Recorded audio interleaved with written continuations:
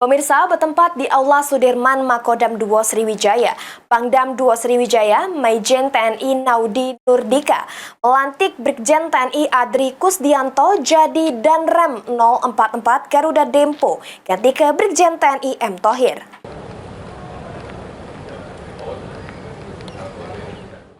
Juru proses serah terima jabatan Danrem 044 Garuda Dempo, Brigjen TNI Adri Kusdianto menerima tongkat jabatan dari Brigjen TNI Muhammad Thohir yang diserahkan secara langsung oleh Pangdam 2 Sriwijaya, Maijen TNI Naudi Nurdika.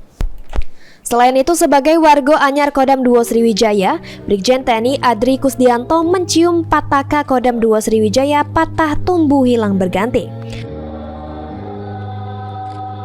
Pangdam 2 Sriwijaya Maijen TNI Naudi Nurdika nekan ke Danrem 044 Garuda Dempo Anyar untuk melanjut ke program kerja yang sudah dilakukan oleh Brigjen TNI Muhammad Thohir, khususnya mendukung program unggulan Angkatan Darat sama membantu pemerintah daerah. Program-program yang sudah dilaksanakan oleh Danrem Lama, khususnya tentang program-program unggulan Angkatan Darat seperti masalah ketahanan pangan, kemudian makan gizi gratis, kemudian masalah stunting, masalah pembangunan atau rehab rumah tidak layak huni, kemudian manunggal air dan sebagainya. Ini tentunya saya berharap bisa dilanjutkan.